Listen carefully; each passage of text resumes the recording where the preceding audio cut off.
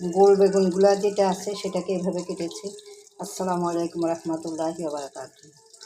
এটাকে লবণ দিয়ে মাখানো, লবণ দিয়ে মাখা।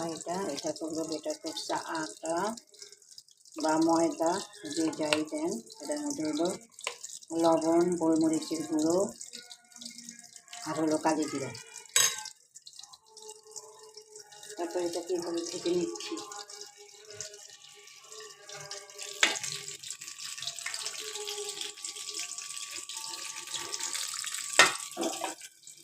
ভেজে এইরকম করে, এইরকম হবে অনেকটাই। এটাকে টিস্যু পেপারের উপর রাখলে তেলটা চুষে যাবে।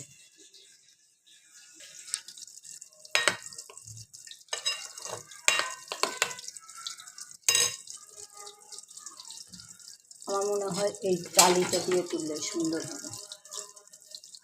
এটা দিয়ে তুললে তেলটাও ছেটে আসবে। দেশ এখন এই যে ডিমের কোরমা করা হয়েছে রাইস কুকারে। এটা হলো পোলাও।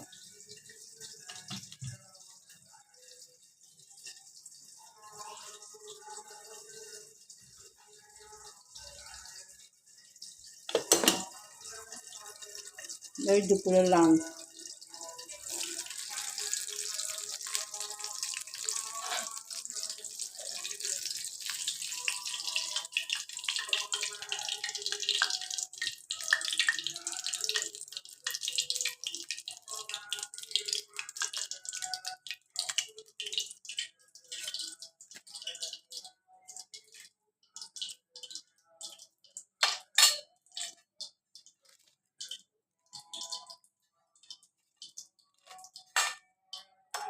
হচ্ছে না, গ্যাসের একদম অভাব।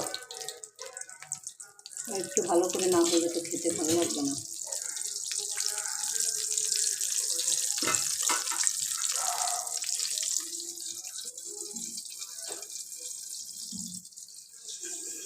বড় গোল বেগুনটাকে এই যে ফালি ফালি করে আবার এভাবে কেটে নিল মাঝখান দিয়ে। তারপর এটাকে লবণ মেখে ধুয়ে, আপনি আগেও ধুয়ে নিতে পারেন, তবে লবণ বেগুন পরে ধুয়ে নিলে পানির মধ্যে থাকলে তেলটা কম লাগে।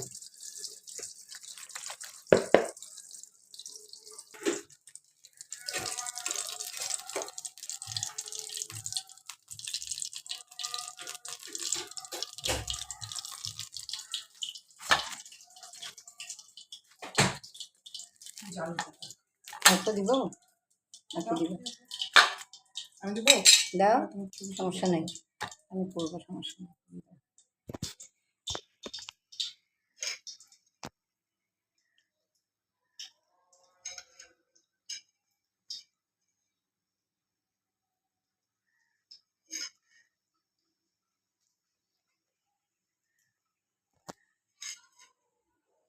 ভালো করে ডুবাই দিতে হবে।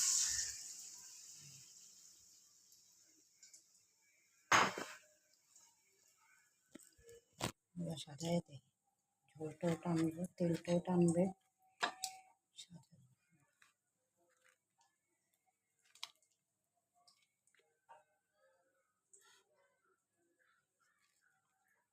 এগুলো কিন্তু এমনি খালিও খাওয়া যায়। আমি যখন ওই যে বললাম না যে আমার ক্লাস 7-6 এরকম, ওগুলো হলো পাতলা করে এরকম বেটারের মধ্যেই দিছে, তখন আমরা বিকেলবেলায় নাস্তার সঙ্গে খেতাম। অনেক বছর আগের কথা, 75।